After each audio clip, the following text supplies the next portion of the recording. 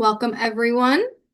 Thank you for joining us for part one of our No Stress Video Marketing for Local Food Producers webinar series.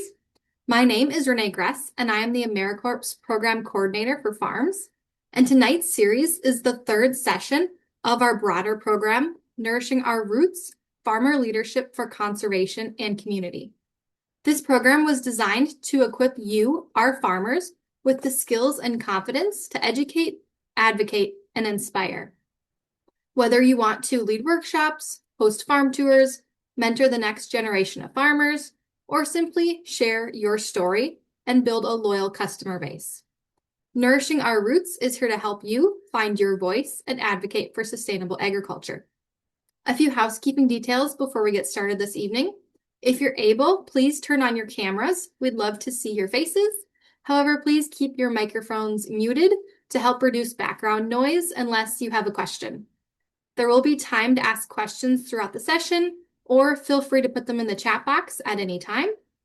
And today's session is being recorded, and I will be sending out that link later this week so you can revisit the material if you need to. Tonight, we are kicking things off with an introduction to storytelling. We are fortunate to have this series facilitated by Duncan Williamson. Duncan is the Director of Production at Talwell, a creative studio based in Fargo. With over a decade of experience, Duncan leads video projects from the initial concept all the way to the finished film. He is passionate about making the production process simple and collaborative for creators of all levels. Duncan works closely with his clients to turn big ideas into clear, engaging content. And I know he has some fantastic insights for us tonight.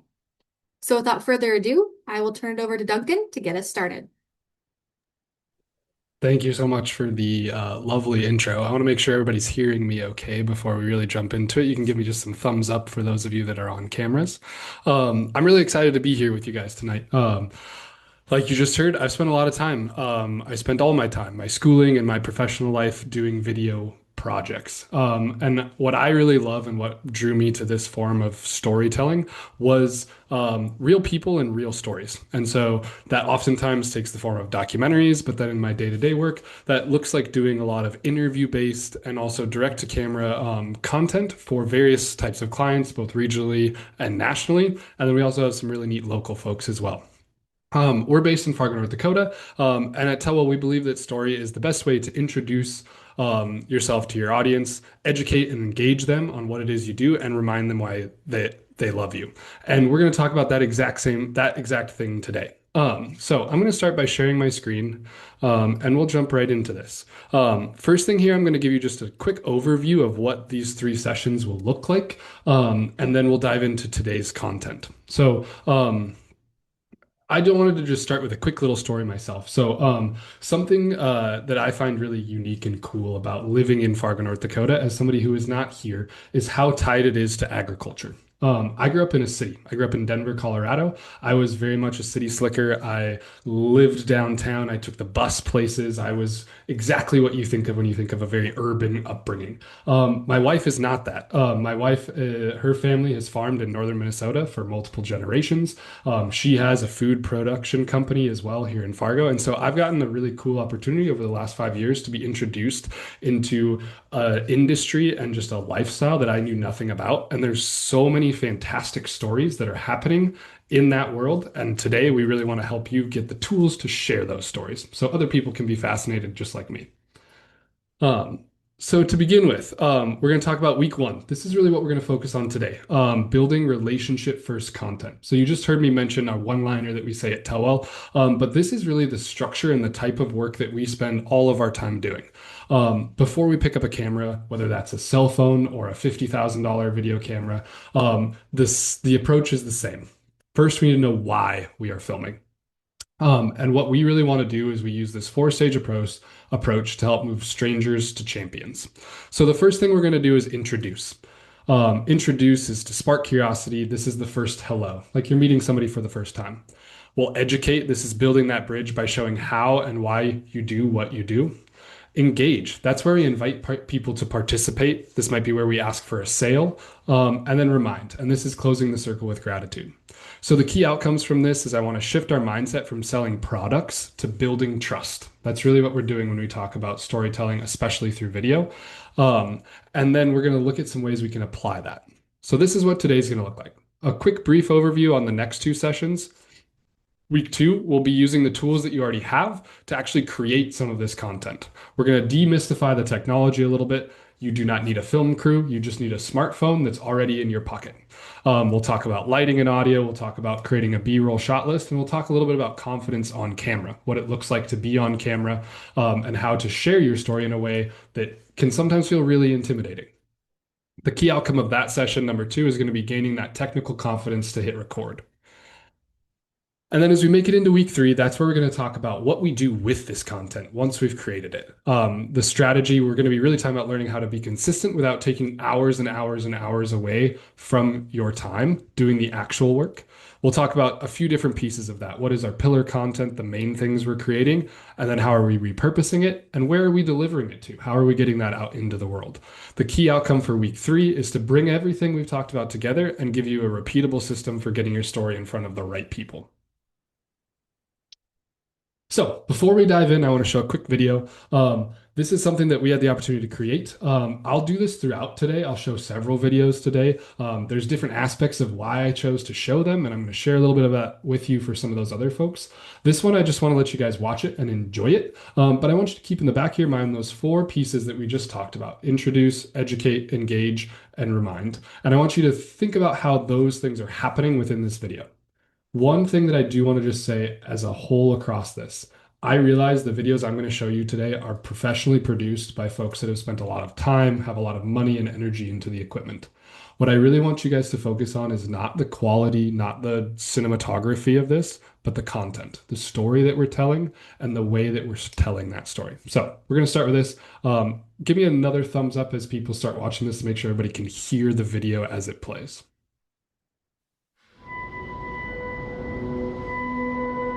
I have lived all over the world, and there is no other place I'd rather be than Eureka. It's my home. Always has been.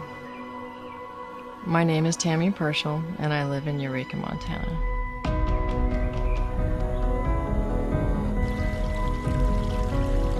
And it's a small town. I grew up here, moved away. My husband was in the military. Living that far away, you don't get to come home very often.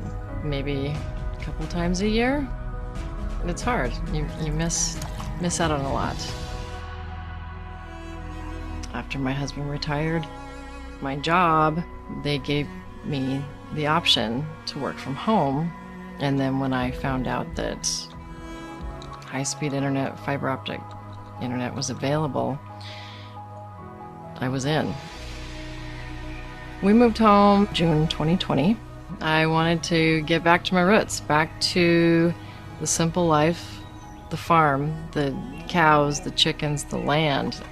Interbell's internet allows me to work from home. It allows me to keep the job that I had that's not available in this small community. It's the best of both worlds. It's a dream come true. Interbell has made it possible.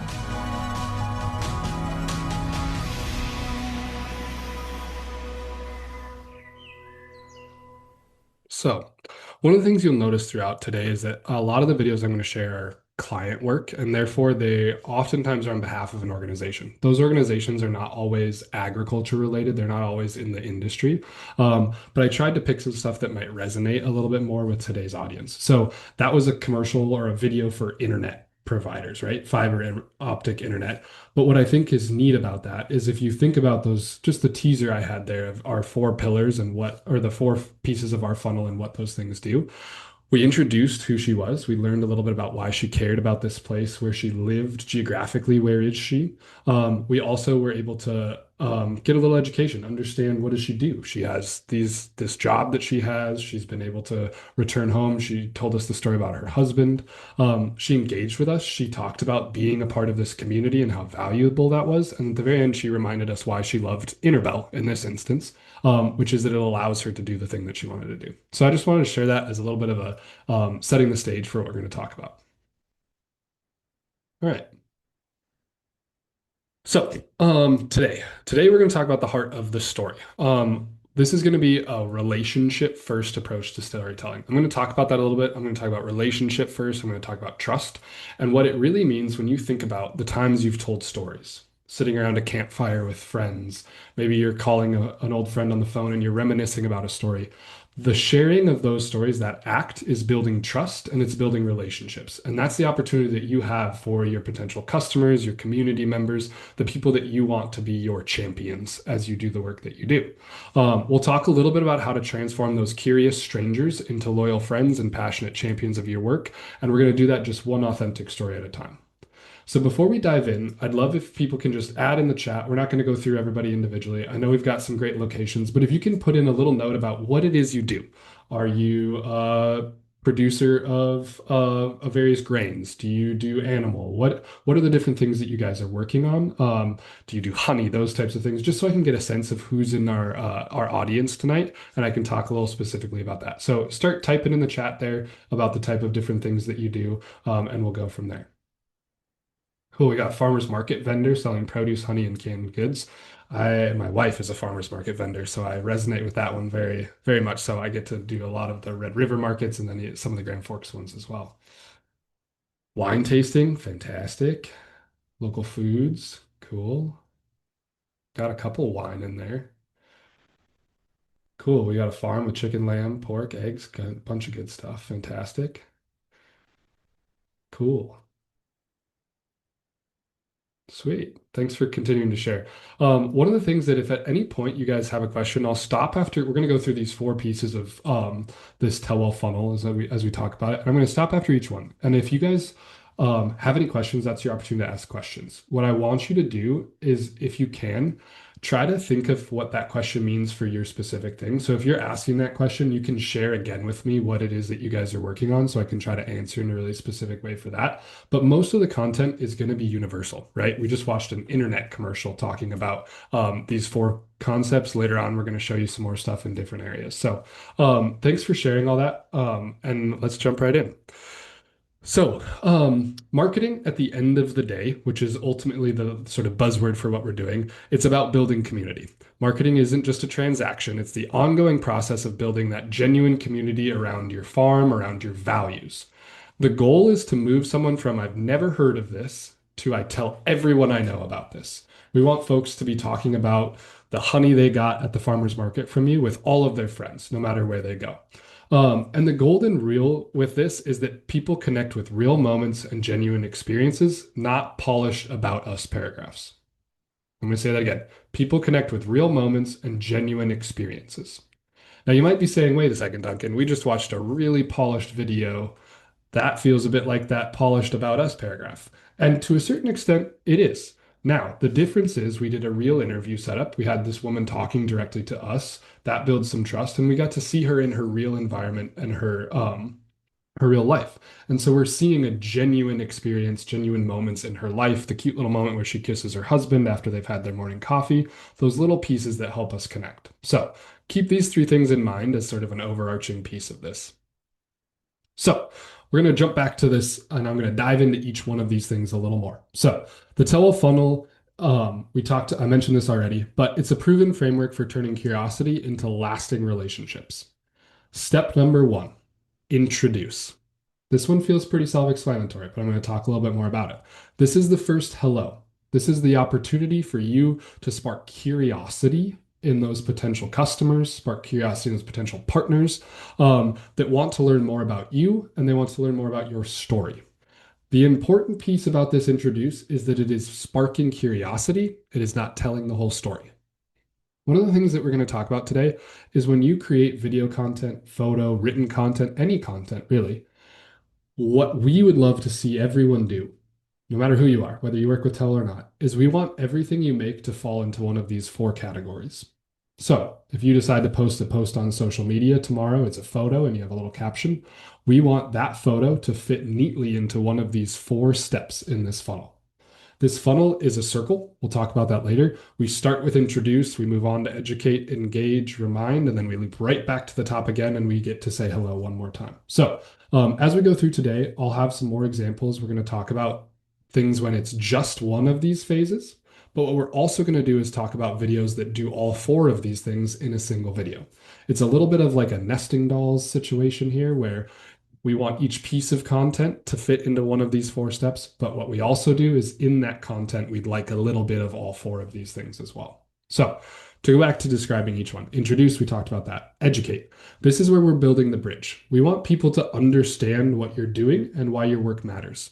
Oftentimes, this could be as simple as what you guys just put in the chat. I'm an owner operator of 80-acre farm. I produce chicken, lamb, pork, eggs, and canned goods. That's education, right? You've just educated me on what it is you do. Now I'm starting to be curious about it. I want to know more. How many chickens are we doing? How many lamb do you have on the property? Tell me a little bit about them, right? Like you start to give an opportunity for that. Engage. This one is going to be the invitation. So, engagement is a softer word for sale sometimes, to be quite frank, but it also can be an invitation to other forms of engagement. So, what you're intending to do here is to provide a direct call to action. So, that could be something like follow us on Instagram to find out more information about our farm and the products we sell. That could be come visit us at the Red River Farmers Market to see our honey on the shelves and grab some for yourself. That could be sign up for our newsletter so you are up to date with all of the things we've got going on. So there's plenty of things like that that you can do in the Engage that range from a very soft sale to just say follow along. We'd love you to be a part of our community, all the way up to a very specific, I'd like you to buy this thing right now. So let's engage. The last step, remind, closing that circle. We're celebrating the relationship so customers feel valued, appreciated, and eager to return. This step is critical. And the reason it's critical is because buyer's remorse is a real thing. The internet is a very busy place, and there are a lot of folks that after they've engaged with our content, after they've bought our product, they are going to be flooded next week with another round of folks pushing their product out there with another group of people that want them to comment and like and all those things.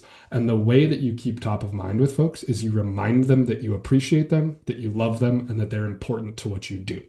Now, in a video format, this could look like saying, thank you. I really appreciate all the support. In a more physical, tangible format, this can be things like handwritten notes, right? If you're selling physical products, putting a little card in it when you send it out, that kind of stuff. So, like I mentioned before, all of these things can apply beyond video, but we're talking about the concept a little more specifically towards video, but don't forget these things can work outside of that. I'm going to pause for a quick moment here, and we're going to do we'll do one question if somebody has one on anything we've talked about so far before we dive a little deeper. If you've got a question, either throw a hand up, I'll try to scroll through, or I'll just look for somebody to unmute and jump in. No questions yet? All right. I'm going to keep giving you guys opportunities for questions, and I hope somebody else will hop in and talk a little here too. So, how often do you feel this should be posted? Great question, Shelby. So, the thing that I like to say, especially as we're looking at folks that are, you are your own marketing employees, your own marketing team. You need to find a balance that works well for you. And the important thing with this is that you need to be regular, right? We can't be silent on social media. And we're going to talk, once we get to the third session in this series, we'll talk a lot more about how often, when, how to schedule it, some of those details as well. But the thing that I would love to see for most folks is an engagement at a minimum of once a week. Something on social media, something on Facebook or Instagram. That doesn't mean you post one thing on Instagram, one thing on Facebook, one thing on your website, and one thing on a bulletin once a week. Just one, at least minimum one piece of engagement once a week. We're going to talk about what that can be, and I'm going to give you guys a little opportunity to do something between now and the next time we see you, where you'll get to try something that you can do as a piece of engagement. But I'd like to see everybody at least once a week. This could also fluctuate a little bit with season, right? Like I mentioned before, I spend a lot of time around the farmers market season.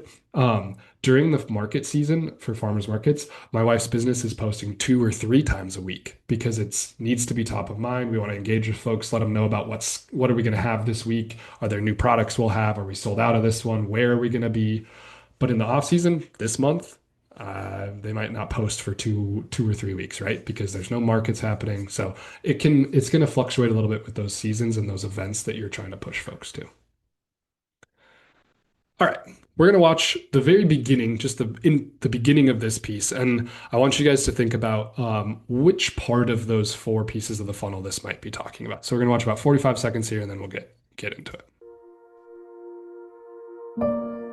I just love gardening. And the philosophy there is what you put in is what you get out. When people come and take a look at my garden, they'll say, Prakash, you have a green thumb. I say, does it look green? I don't think it is green. I believe that you pay attention to the flowers just the same way you pay attention to the people. They're going to give back. So that's why it is flourishing. My name is Prakash Matthew. I came here, believe it or not, I came to United States in North Dakota 50 years ago. 50 years ago. That was 1971. And I came with a suitcase. All I had was a suitcase in my hand. When you look back at the 50 years where I've been and what has happened in my life, wow, God has done wonders in my life. Okay, we're gonna pause there. I'll send you guys all these links, so if you decide you want to finish the rest of this video later, you can. It's very sweet. It's about a gentleman named Prakash, who some people might be aware of. He was the president at NDSU for a little while. He's been a pretty impressive person, but which one of those 4 pieces of our funnel do we think that first chunk was? I already got one introduced in the chat. Yep, you're right on, spot on there, right? For that first little bit, there is nothing other than that lower third with a Thrivent logo in it. There is nothing that tells us what is this, who is the company, what might they be trying to sell. All that first chunk does is it makes us curious. It makes us curious about Prakash. It makes us want to learn more about him. And it tells us some really neat details about him. One of the things about building trust is being vulnerable, right? We learned that he came 51 years ago to North Dakota and all he had was a suitcase. We know that he loves gardening and he cares about it a lot and he loves the tender and the time it takes to make sure that everything looks beautiful and is taken care of. And so that is an example of what I mean when I say let's introduce ourselves, right? Each one of you, I'm sure of it because everybody has a wonderful story. Each one of you has a story that's just as interesting and sparks just as much curiosity as Prakash did there. And also, you probably have that within the work that you do every day. And so this is what we mean when we talk about introduce. Come on. There we go. All right. So, introduce. This is the first hello. This is something I want to know more about. Now, one of the things that we're going to do, and you guys are going to have as homework, I'll give you a little bit of a teaser of it now. We'll talk about it later. I'm going to ask you to do a little bit of introduction before next week's session. So the idea here is to just create that curiosity, like I mentioned earlier, get people interested in who you are and what you're up to. And you can do that in lots of different ways, right? Sharing the specific moment you knew this work mattered to you personally, right? We're skipping the pitch. We don't care about trying to sell something. Why do I care about this? A peek behind the curtain, showing the daily reality of what you're doing, the mistakes, the messy parts, the real things, right? When we started at the top of this presentation, I talked about how it's those genuine moments that don't feel polished and perfect that are what people resonate with because they can see themselves in it, right? They can understand it, they've seen it themselves. And then the other piece is the belonging factor, creating space for people to wonder if they belong in your circle, right? If you introduce yourself and you say, hey, I'm from Langdon, I think I saw here. I'm from this town. And somebody watching that says like, oh, I'm from a town in North Dakota that's about the same size as that. Or I know I'm familiar with that town. I wonder if they know my relative that lives there, who's also producing this type of thing, right? As you share about yourself, you open the opportunity to create a belonging from other folks that can be interested in that same thing that you do.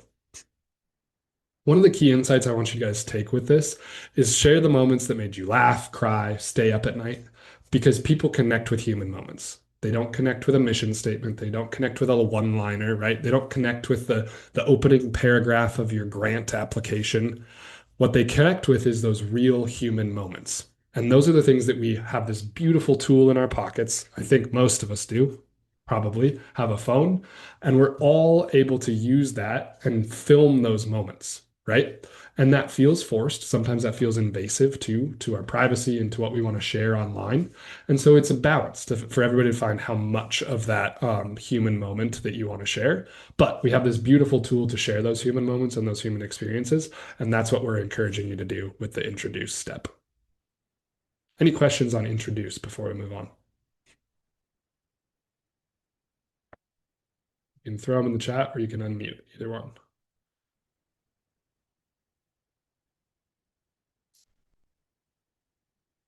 Okay.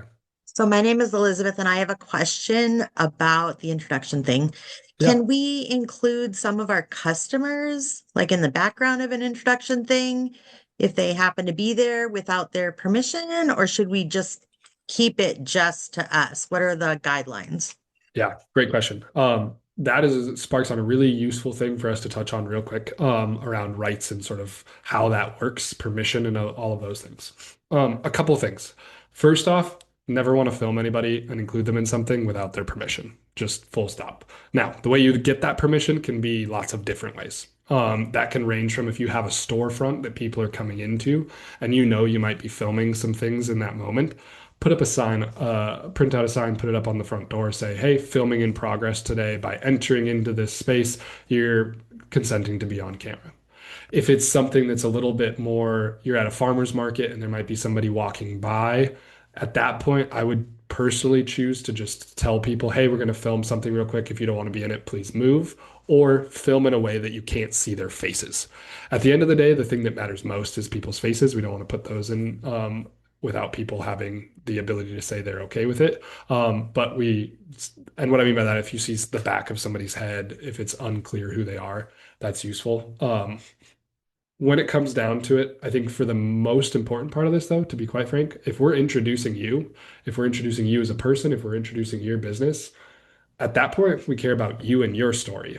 And so including a customer doesn't really fit in this moment. We'll talk about other moments where maybe including a customer could be really useful, but this is really our opportunity to learn about you. And so we don't want any distractions from that.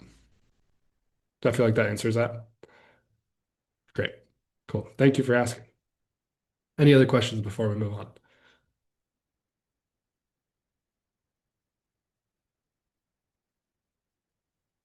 Okay. All right. Next up, this one's short. This one's 37 seconds. You're going to probably catch on to what's happening here. But again, I want you guys to take a peek at this video. I want you to think about which piece of the puzzle I might be asking us to think about here. And then we'll go on from there.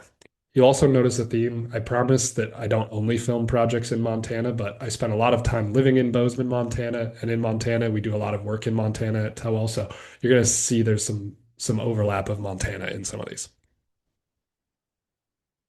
I really like sheep. I enjoy being around sheep. I enjoy their natures. I really like the cooperative model. As farmers, it established a direct link between what we produce and the end user. The money stays in this community and it allows the community to grow and prosper. My name is Dave Scott of Montana Highland Lamb, and I am proud to support the Butte Food Co-op.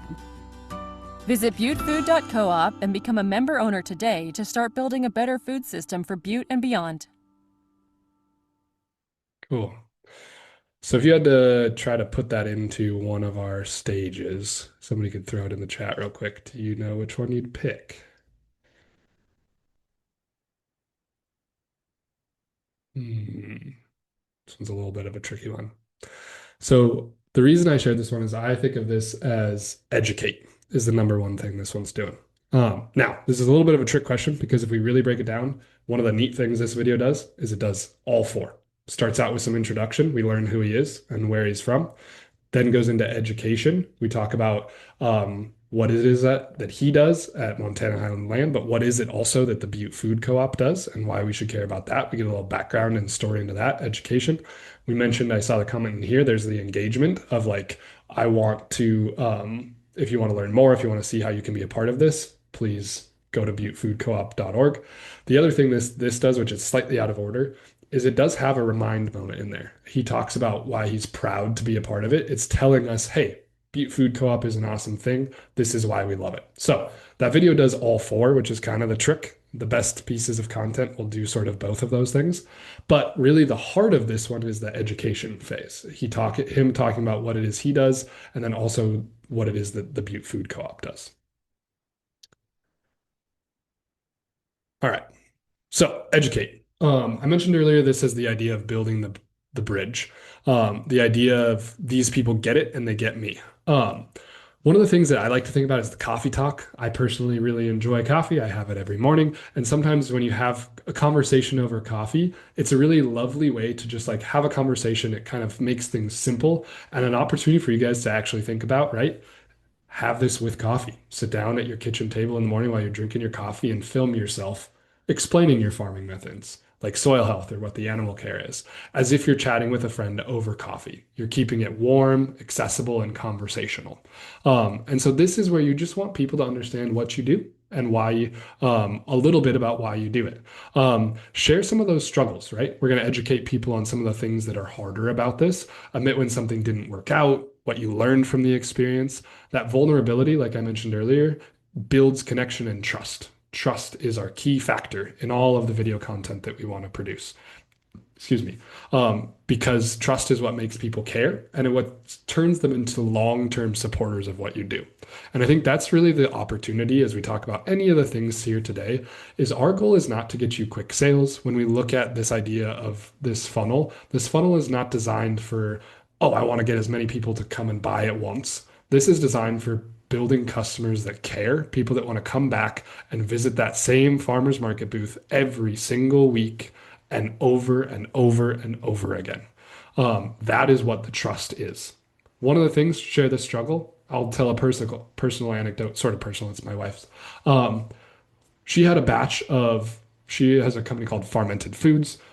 They do fermented products and they're canned. And she had a batch and there was an issue with the seals on these spicy carrots that she has, and they kept leaking. She would sell one, they'd put it in their bag, their canvas bag at the market, and then by the time they got home, it would like leaked all over, right? And she, instead of trying to hide it, anything, she had acknowledged it. She went on social media. She said, I'm sorry, this didn't work out. She put a story up the next day to say, hey, a few people reached out and said this was a problem. I'm really sorry. We're working on getting new lids. We know it's an issue and we're working on it. Thanks for letting us know. That builds trust. That tells people that you care about their opinions, you care about the challenges they have, and you're not trying to hide it. So think about things like that. That's what we mean when we say sharing out what didn't work out. And then show your thinking. Education is not about providing expertise, right? This isn't about you saying, I am the best malt barley grower in North Dakota. I know it all the best. I have all the right books. I've done all the research. It's about helping your customers feel smart. You want them to feel like they know what they're doing so that they know they're making an informed decision, right? We want them to understand, oh, this is this important beef practice that I didn't know about. Now I understand it because you educated me on it. And that tells me I can make an informed decision to buy your product. Really, the key insight here is that you're showing customers that you walk the talk. Consistency in your stories builds that reliability, and it's the trust that keeps people coming back. Okay, pause there. What questions do we have about educate? Throw it in the chat or just go ahead and unmute yourself.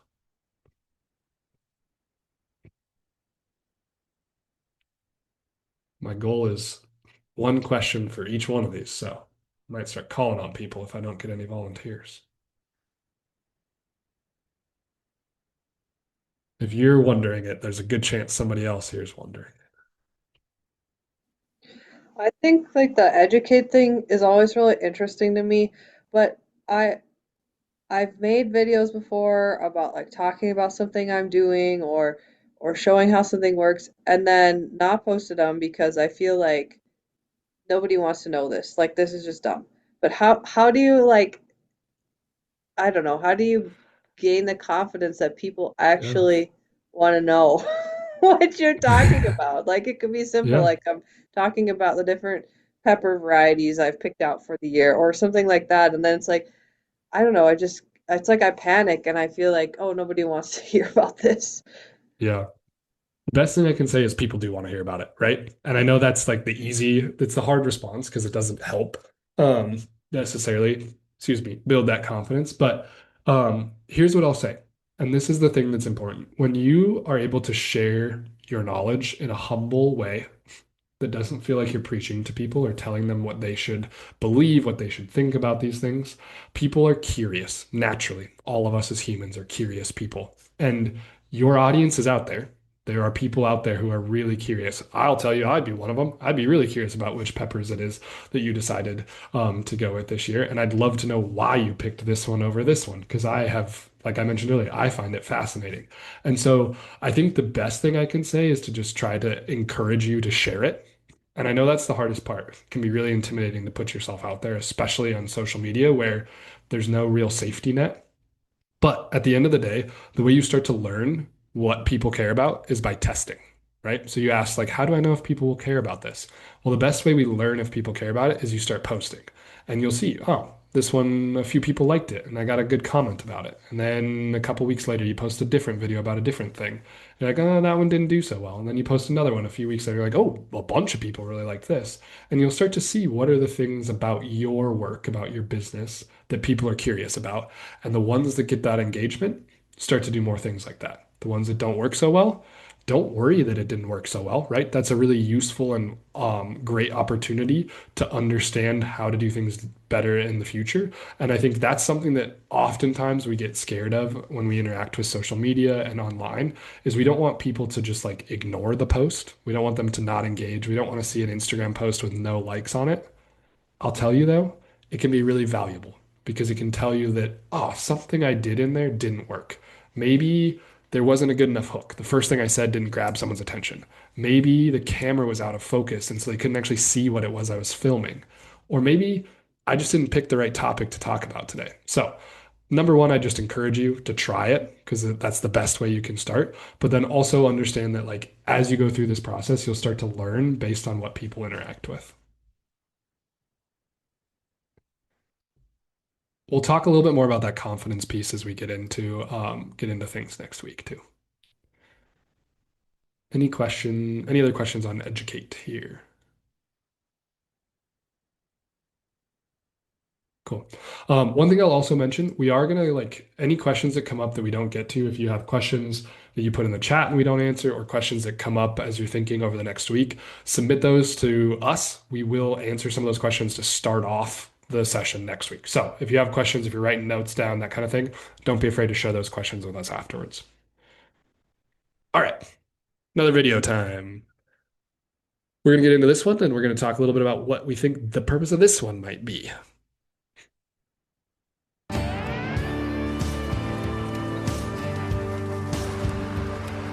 I grew up here with mom and dad and farmed with my grandpa and dad.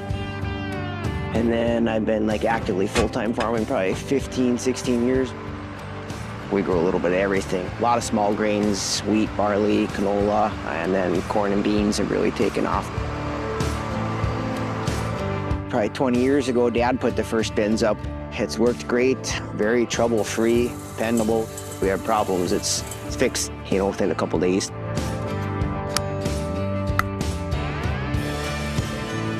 You're always crunched for time. Got to get it done before snow comes or winter sets in. Just nice to keep moving and takes a little bit of Mother Nature out of the equation.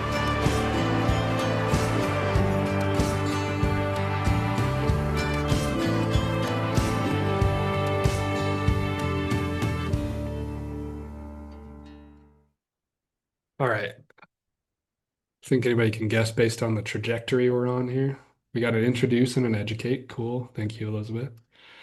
This one's a trick question, and that's not fair to you guys, but this is a 60-second commercial for television. So, a commercial for television, a commercial that's going out there, that is naturally, as a concept, the whole video is going to fit in that engage moment, right? We're asking people to do something. In this one, it's really soft, and that's why I wanted you guys to see it. This is a commercial for Superior Grain Bins, but we don't say, buy your Superior Grain Bin now, order yours for next season now. But it does give you this sense that you want to go out and you might purchase one. Now, the thing that you notice, Elizabeth, which is what I am going to keep coming back to, is while this piece of content fits overall in the engage step in our funnel, within the video, we went through every one of those pieces. We talked about introduction. He told us who he is, where he's from. We educated. We talked about what is it that he does. He does these various small grains. He does these different things. We skipped engage aggressively, but we did do engage to the sense to say, like, we bought this grain bin. We bought one. He says my dad got the first bins in this year, and it takes some of that out of here. He talked about how it helps them with the winter weather and some of Mother Nature out of it.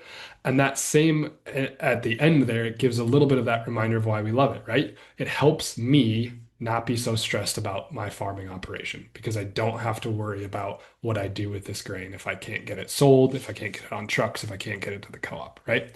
So the theme you're going to notice here is every one of these videos that I share with you does all four of these things. And even if the core focus of the video is just one part of it. Okay, engage. So this is the invitation to participate. And I really want you guys to think about that as an invitation, not a call to action, right? We've talked about call to actions. That's a very specific like marketing term that we need a call to action at the end of everything we do. It's go to my website. It's visit this thing. It's buy my product now, right? We've all seen the infomercials with the really annoying calls to action where they're call now for the best deal. Prices go up in 5 seconds, right? Where they're trying really hard to get you to make an action in this moment. That's not what you guys are. That's not what you want to be. I don't think. I don't think we have any My Pillow salespeople on the call today. So, really what this is you want to invite people to be a part of making this thing happen. Okay. We want some clear direction, right?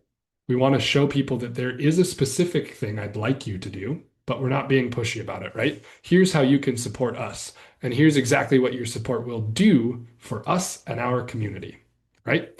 That might be the way that you can support us is you can go to meet us at the farmer's market, engage with us, have a conversation about us. Let us tell you about why our beef is better, right? If you do that, that's going to help us share our story. It's going to help us get in front of more customers, and we'd love for more people to know about what we do. Okay. When you tell these stories, we all are always, and this is a little, I'm jumping to a kind of 2.0 level here, but just bear with me here. We do always want to position the customer as our hero as we're talking through these. So when you're asking somebody to participate, you're putting them in the hero seat. You are the guide, right? We want you to come try our honey because we know it will be amazing for you. It'll be great for it might be good for your allergies, right? Or some of those seasonal things that we have. We want you to have these vegetables because we know that they're grown with these very specific organic practices, and we understand that that's going to help you be healthier, better version of yourself, right? We're positioning the customer as a part of that hero. And then we do want to show some visible impact. So this one is something that's really valuable in certain types of content. Okay. So what I mean by that is like, if you're asking somebody, for example, maybe you want people to pre-order something. I don't know if anybody does pre-orders here where they might have like do an online order and then they go and they meet people to fulfill it. Or maybe we do a pre-order first to see how much we need to produce and then we can fulfill it.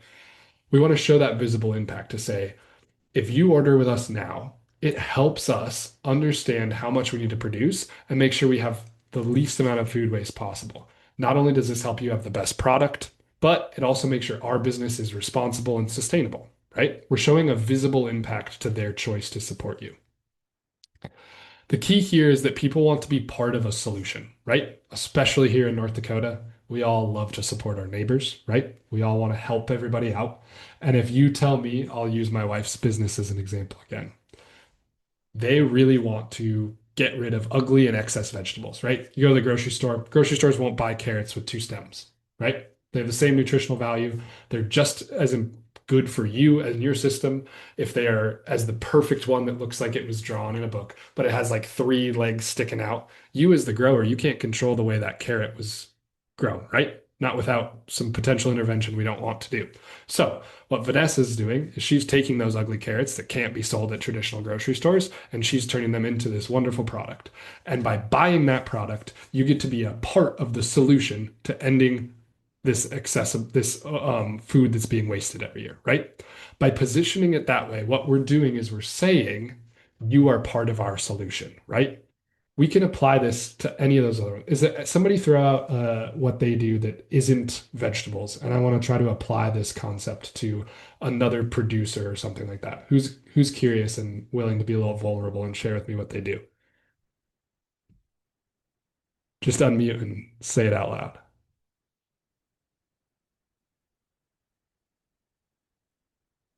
We're gonna pause till somebody does it. Guess I could scroll back up here and pick on somebody. I help small businesses. Okay, help small businesses. What do you do with helping small businesses? Anything and everything, like from start to expansions to Cool. just depends. Yeah, anything that the client needs. Sweet. So what you might be able to do when you talk about how you want them to be part of the solution, right? So in this instance, your customer is effectively a small business, right?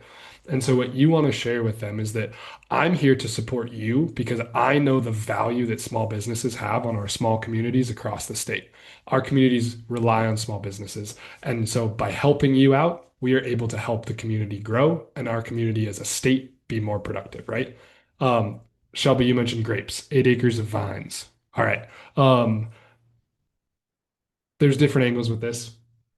We might not be solving a perfect solution, but I could think of a way to talk about community with this one. And we know that building community can often happen around a table. It happens around a beverage and sharing stories with people. By supporting us, by buying our wine, we're giving you the opportunity to connect with people, to like share a glass of wine with your friends, and build community that way. So different ways you can do that. But the goal here is to really ask people to be part of a solution if you are solving a problem, but also to participate in what you do. Okay. I'm going to stop there. Any questions on the engage stage? This is a really important one, so I want to make sure we have enough time if folks do have questions. And it can differ a little bit depending on the nature of your business. If you're direct to consumer, if you sell wholesale, if you're at a farmer's market, those types of things. So please jump in with questions either in the chat or go ahead and unmute yourself.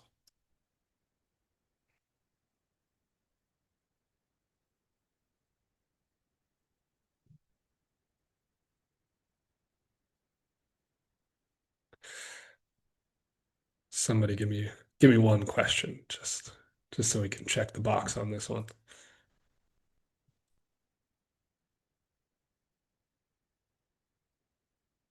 If you're nervous to talk, feel free to throw it in the chat.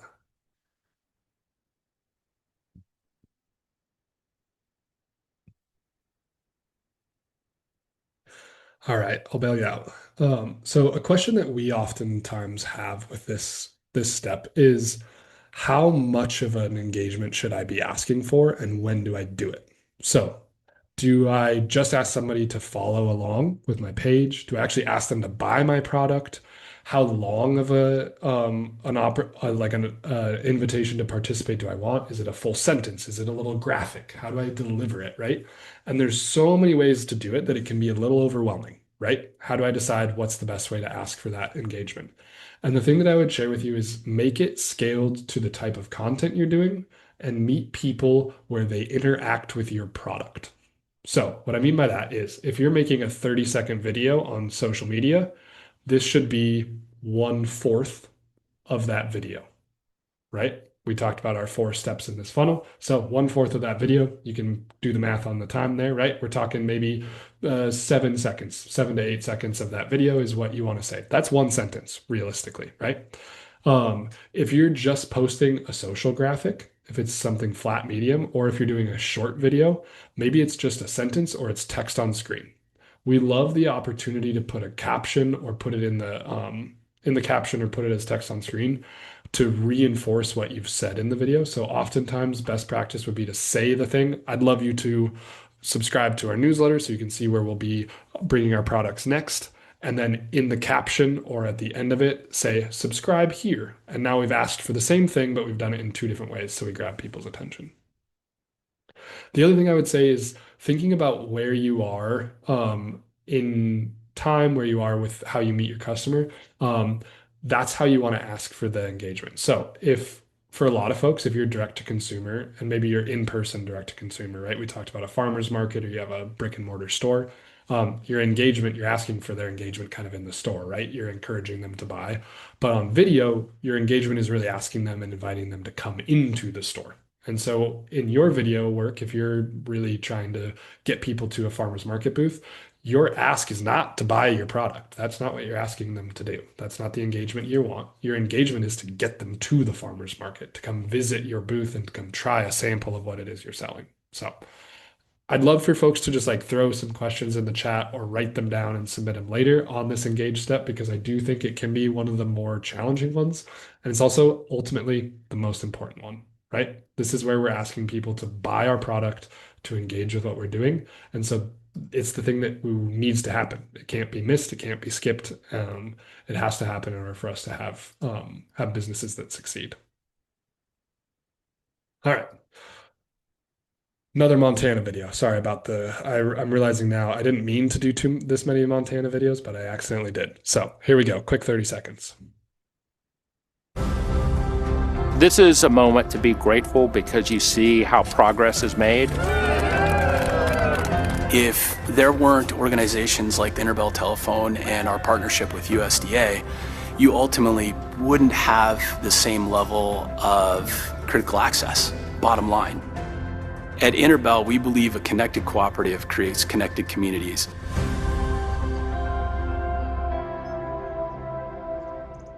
Okay, last time I'm going to ask anybody to guess on this one.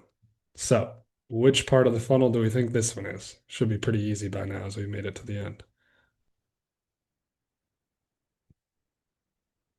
This one is remind. So the very first thing he says in that interview, right, is he talks about how important it is to do this work, how thankful we are for the partnerships and the type of stuff that we do, right? This whole video has a whole undertone of just thanking folks, right? We're thanking Interbell, we're thanking the USDA, we're excited that we're able to provide this thing, right? So the whole piece itself just serves to do that. It doesn't tell you how to buy internet from Interbell. It doesn't tell you where to get internet from Interbell. It doesn't even tell you what types of internet they provide. And that's okay. And I think this is an example of something that I would love for all of you to think about how you're doing in your communications with your potential customers, potential people that are partnering with you. How are you saying thank you to them when you just need to say thank you? Not because they bought the product from you, not because they just partnered with you, not because you just got a grant to help support your work, but how are you just saying thanks for following along, thanks for supporting us in a very genuine way that doesn't feel like it's in response to a sale. So that's one thing you want to do.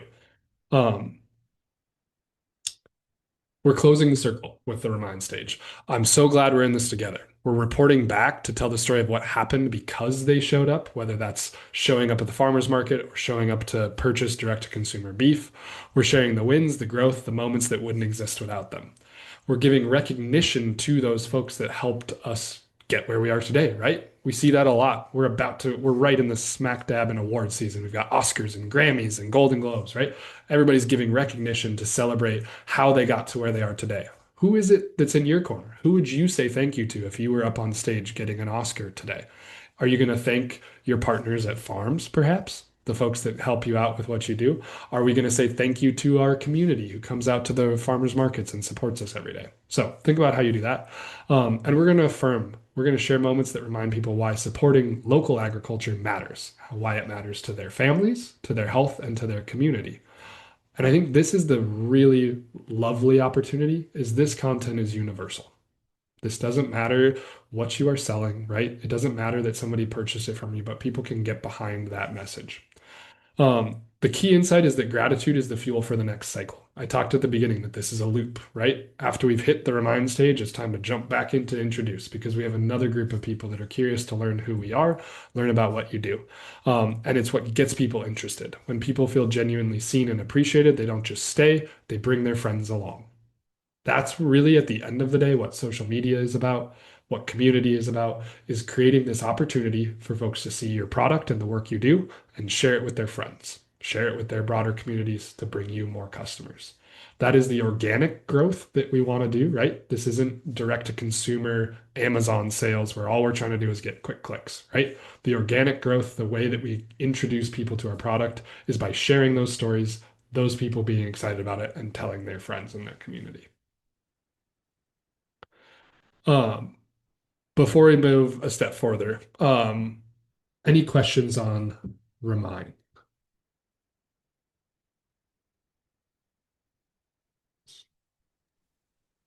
So I've got a question about Remind, Absolutely. the whole appreciation thing.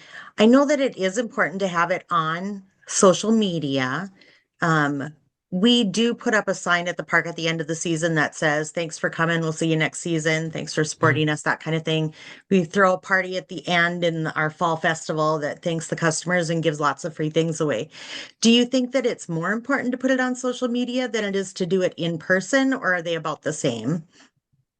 I think it's all important. And I think the beautiful thing you just shared are a couple really wonderful examples to pull out this tool that we'll talk about next week and film what you're doing to thank people in person and share it on social media too, right? It's a great opportunity. That sign that you put up that says, "Thank you so much for supporting us this summer," that's a script for a video that you could read to a phone that says, "Hey, thank you for the same," and you get that same message. And now it's consistent, right? It's in person, people get to experience it there, but it's also on social media. So they're equally as important, but I'd like to see them in both places. So I did take a picture of that physical sign that says thanks for the season or whatever. It's still sitting on my phone doing nothing. I don't know what to do with it. I'm so glad that we're here. I'm going to learn. Yeah. Well, and I think pictures are great, but with those types of things, especially the nature of the content all of us are doing and the way most folks are this direct consumer kind of more relationship driven approach, do a quick video of yourself. I would say like a selfie video goes a long way. It feels really uncomfortable, and I know that, and we'll talk about it a little more. But like I said, that script that is a script, right? That piece that you just took a photo of, right? And for you to just say that to camera with no editing, nothing fancy, to just say like, "Thank you guys so much for coming. We really appreciate it. We can't wait to see you next year. Signing off for the season. Thanks." And that's your video you post. And maybe it's a story, so it disappears after 24 hours and you don't have to worry about it living on forever. Maybe it's a natural post that just stays there, but that's a great opportunity. All right, we're going to jump ahead because we're right at the end. We're going to skip this video. I'm going to give you an opportunity to watch it if you want to. It's really just a feel-good video for us to end our session here. Here's some key takeaways. Relationships over transactions, right? Marketing is a journey from strangers to loyal friends and passionate champions built on that genuine connection. We talked about trust and how important that is, right? The funnel is a cycle. I mentioned that several times throughout. Remember, that is a continuous loop, right? We want to go from step to step to step to step and back around to the beginning. We also get to use it like a nesting doll. Each piece of content should be doing one of those four things. And within that piece of content, we'd like a little bit of each. The power of moments, right? We talked about this at the beginning. We want to show people the authentic moments, even the boring ones, right? We had the question about the types of peppers. That might feel boring. Why do other people care about that? It's okay. People do. And it's interesting, right? Even if it's the boring moments, that builds more trust than those polished, perfect statements, these perfect narratives. And that authenticity is your competitive edge. Embrace the genuine reality. It's more trustworthy and compelling than striving for manufactured perfection. So, the last bit of homework that I'd love for you to do. I am going to ask a few folks to be bold and to share theirs. But the first step that I want you guys to do, this is a hello challenge. So between now and next week, when we get to be together again, I want you to take a 15-second video of yourself or of your farm, your operation, that fits in the introduce stage. This can be anything, right? Elizabeth, this could be what you just mentioned. This could be a selfie video looking at saying, "Hi, do this." This could be a quick video of the cows that are outside that are freezing cold right now, right? That are all huddled up together and saying, "Look, these guys are all coming out, hanging out here because it's so cold." This could be going into your grain or whatever your storage is for winter storage and just showing people what it is, right? So take a 15-second video for introduce. Don't sell anything, just show a behind the curtain moment. A couple ideas here, right? Boots in the mud after a long day, authentic greeting from the barn, close up of a plant or an animal. That might be a little challenging on the plant side given the time of year, but those are some ideas. And what I'd love to do, if we have a couple volunteers, one or two folks that are willing to do this, send those over to me or Renee this week, so that if you're willing to have them shared next week, and we'll talk a little bit about them. So I'd love for you to do that. We're a few minutes past 7:30, and I want to be respectful of everybody's time here. So with that being said, I'll give a quick moment for any final questions about what we've talked about today.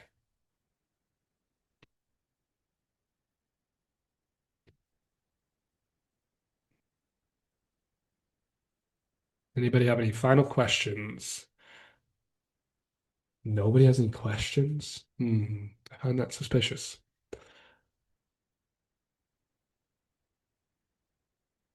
All right. Well, now that you guys have sat here with me for one session, I'll just let you know that I'm going to ask for questions this frequently in our next two sessions as well. So please be ready. Ready for that. As I see some folks mentioning, need to process it. I know the recording, I don't know how quickly, Renee, the recording will be available, but if you come up with questions over the next few days, right? Tomorrow you're out, you're doing some work, you're doing some chores, you're like, oh, I wanted to ask Duncan this thing. Please, my email's in here. I think you guys have a way to contact Renee as well. Send those questions to us, and then we will get those into the presentation and make sure we address them right away, first thing next week. So with that, I think we will share the slide deck along with the recording. Yep. Anything else? I think without anything else, without any questions, I'll probably pass it back to Renee to sign us off for the end of the day. Yes, thank you, Duncan, for sharing your expertise with us tonight. And a big thank you to all of you who joined us this evening. We know how busy life on the farm is, and we truly appreciate you taking the time to invest in your communication skills. So we look forward to seeing you again next week for part 2, next week, Monday, where we will look at gaining the confidence to hit record. So again, as Duncan mentioned, we will be sending out the recording of this video to your email. I will be sure to include Duncan's email as well. If you have follow-up questions, feel free to let us know, and also share with us the homework Duncan gave you all to work on. And with that, have a wonderful evening, and we will see you next week. Thanks so much, guys. I'll stay on for a few moments too. If anybody needs to hang out and wants to ask a question after 7:30, I'll be here for a few moments. I'm just going to mute myself, so feel free to jump in if you need.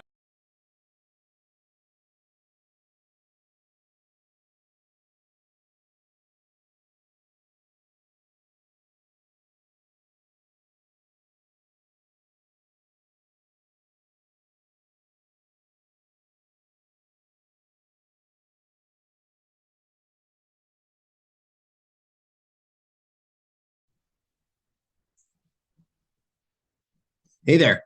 I have a question, and this kind of goes back to when you were talking about even the boring parts, that the stuff that you don't think people would be interested in. And I'm just trying to think of if you've tried some things on social media that genuinely didn't really hit with people, if it's if you would want to try to engage some trends or like something that is popular at the moment, to try and engage that in some sort of genuine way that mixes with just something that would, like maybe boost your engagement a little bit, that maybe is uncomfortable for us because, I'm not sure how to say what I'm saying, but no, I got you. Yeah. Yeah. I think one of the things that's true about social media is like you can certainly look at those trends, look at the things that are popular right now. And there's ones that I think could be a little more universal and could be valuable. But you also don't want to do anything that's not authentic to either the industry or the work that you do, right? So think about TikTok as an example, right? There's lots of sounds. People get a dance or they do something, right? I don't think it's right for anyone here to be like jumping on a TikTok trend and doing a dance. If that's not right for their personality or the work that they do. Maybe you are somebody who loves to dance and you want to take that most recent TikTok dance and do it.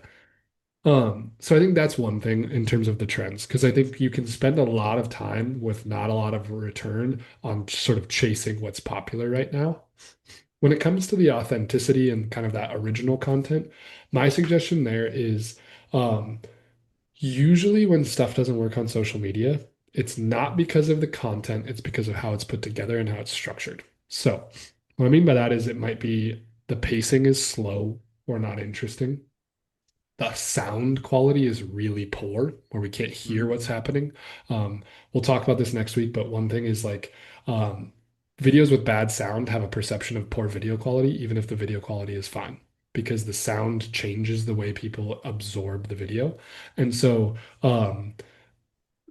what I would say is things that don't hit tend to be less about content and more about the way that content is put together. And so it's really trying to be, and we'll talk about this stuff next week. It's about trying to be quick with edits. It's about trying to make sure there's not awkward long pauses. It's about trying to engage folks, not engage in our funnel way, but engage folks just be out of interest, nice music, pretty visuals, those types of things that make them stay there and wonder what's going on. So that's usually what doesn't work. That's kind of a non-answer answer, I guess. But that's my perspective on that question. So we have what I think is a solid idea for going forward on social media. We have done some things that have hit real good on Facebook, but have just struck out like on Instagram, you know. And it might be a different kind of audience, but I'd like to know. I would definitely like to. Are you going to be talking about where we can get tools for editing and stuff like that in the future? Yeah, we'll talk about that next week as we're talking about kind of the tech and stuff like that. We'll talk about what tools are available within platforms because some of those platforms have tools as you post a video. We'll talk about what's available for sort of that free or very low cost on your phone. And then we'll talk about a few sort of like biggest level of investment, either financially or time wise, that might be something you do on a computer. So that way you just have a sense of what are some of the choices there. Sure. The thing that I would say, and this is the way that Facebook serves up content and the way that Instagram serves up content is different. The type of content that does on those two works on those platforms is very different from each other. The way that it turns into something that is shareable, likable, the way that it gets in front of other people's audiences, where you post something on Facebook, I see it, I like it. Now, my friend that doesn't know you and has no reference of you now sees what I just liked. Instagram doesn't really work that same way. It has a different approach to its model. So, realistically, for most folks starting out, Facebook and Instagram are the two you should be doing, and you should do both because they're both important. Demographically, if you're trying to talk to people over the age of 40, Facebook is where they're going to be. Under the age of 40, Instagram is where they're going to be. I would, for an example, if I was looking at one of your businesses, the first thing I would probably do is go to Instagram and search it and see if I could find it. And so whereas my father-in-law, if he was curious about it, he'd probably do a Google search, which is going to pull up the Facebook page first. So that gives you, those are some of the things we'll talk about at the third session of like, how do we choose where we're posting content and what type of content we're posting to each place. And do you think, do you feel like that Instagram is more of an image-based format where we want to just hit it with the still images and then or is that ripe for video engagement as well? Yeah, good question. It is turning into both. Okay. I don't know how much you're familiar with Instagram, but if you look at the way that feeds have shifted and also the way that your personal grid, so like the page that you are on or your business page, they moved from the square format to now a vertical format for stories. Right. So they've I actually figured that was coming. yeah, they actually transitioned their model to be more video centric. To be very frank, every platform is going video forward. That's kind of the way things are moving. So I always would suggest video before photo because it's going to Okay. get better engagement. And sometimes that video doesn't need to be, I've seen people be very successful with like, oh, I need to make an announcement that says, I'm going to miss this weekend's farmer's market because I got something going on. And we just take a quick video of my beautiful view out my back deck and put text over it that says, we won't be making it to the farmer's market this weekend. We'll see you at the next one. And the video is just there as background. It's not there to communicate anything. But Sure. that engagement works better than posting a still image with the same information on it. Okay.